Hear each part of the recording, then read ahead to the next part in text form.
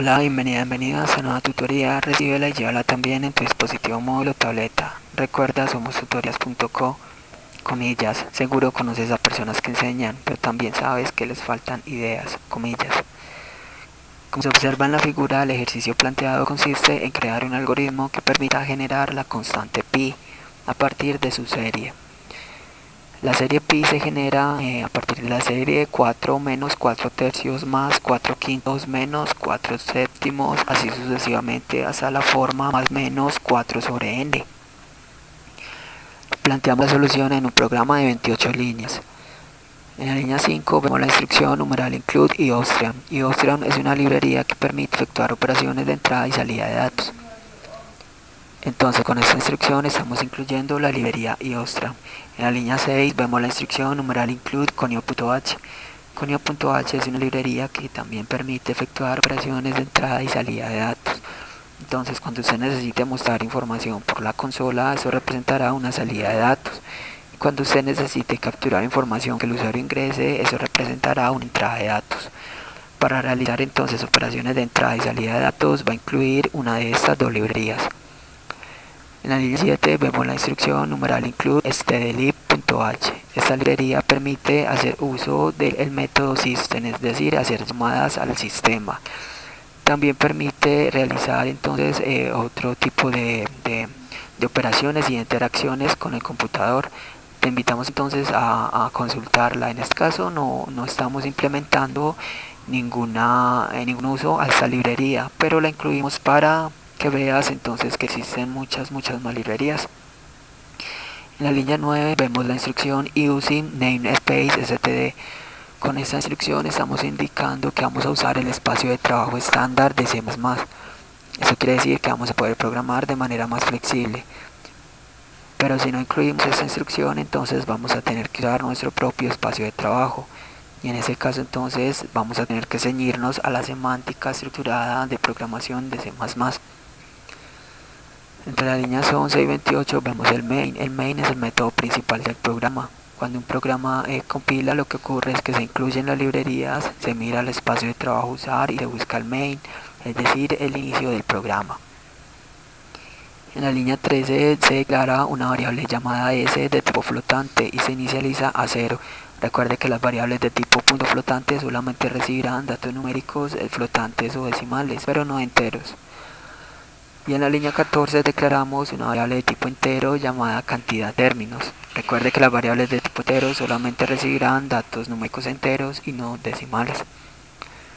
En la línea 16 vemos la instrucción code y el mensaje favor ingresar la cantidad de términos a generar. Recuerde que code es una instrucción que permite mostrar o poner caracteres en la salida estándar. La salida estándar es la pantalla, entonces code significa variable por pantalla. Entonces siempre que usted necesite mostrar información por consola va a usar la instrucción code, a continuación menor y entre comillas dobles el mensaje a mostrar. En la línea 17 vemos la instrucción sin mayor cantidad términos.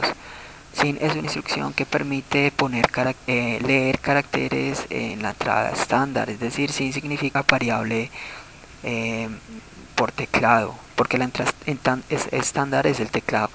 Entonces siempre que usted necesite capturar información que el usuario ingrese, va a usar la instrucción sin mayor y a continuación el nombre de la variable que va a recibir la información. En este caso cantidad términos. Entre las líneas 19 a 25 vemos una estructura repetitiva. Recuerde que las estructuras repetitivas permiten ejecutar un conjunto de instrucciones repetidamente, aprovechando así la velocidad de procesamiento de datos de un computador. En este caso vemos un ciclo for, cuya variable controladora es la i y va a tomar valores desde 1 hasta cantidad de términos, es decir, i menor o igual a cantidad de términos, y se incrementa de 1 en 1. Recuerde que la instrucción i más es similar a decir que a i le asigna i más 1. Observe también cómo en este ciclo for se declara la variable i. Esta es una técnica muy usada, ya que suele olvidarse declarar las variables de los ciclos en la parte superior del programa. Entre este ciclo, entre las líneas 21 a 24, vemos una sentencia condicional. Recuerde que las sentencias condicionales permiten tomar dos o más caminos alternativos en un programa. En este caso, línea 21, si la variable i módulo 2 es igual a 0, entonces línea 22, en caso de ser cierto, A la variable s le va a asignar lo que tiene s menos 4 sobre i por 2 menos 1. En caso de que sea falsa la condición, entonces línea 24 a la variable s le va a asignar s más 4 sobre i por 2 más 1, e menos 1. Entonces estamos usando el operador módulo. Recuerda que el operador módulo lo que hace es hallar el residuo de una división.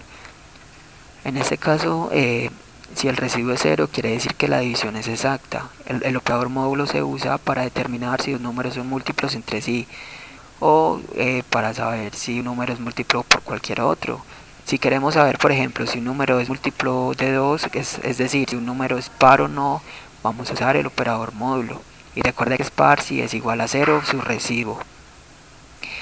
En este caso estamos usando esta condicional porque observe que la serie matemática pi, su símbolo varía, ¿sí? Alterna entre menos, más, el signo aritmético a usarse.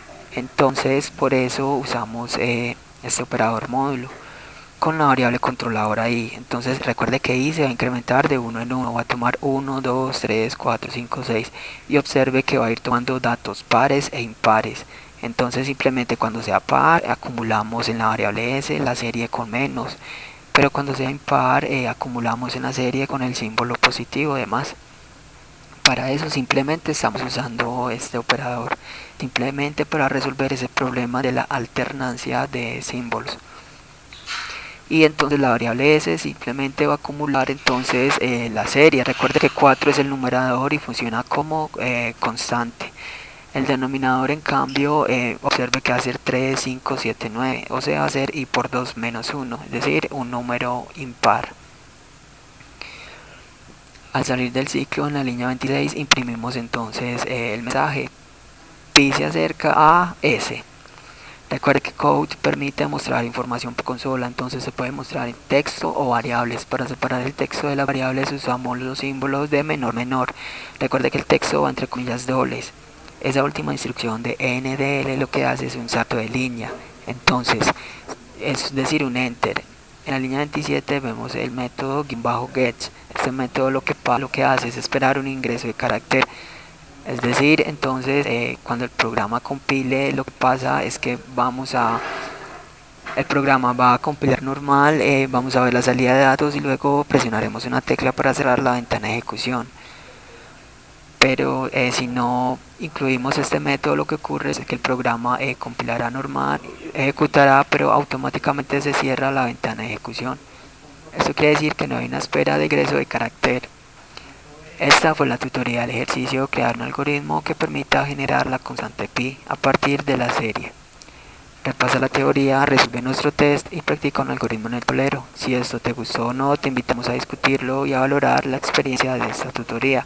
Recuerda, somos tutorías.co, trinamos como @tutorías, posteamos en Facebook y Google Plus como Tutorías Colombia. Pregúntanos, contáctanos, haz parte de nuestra plataforma.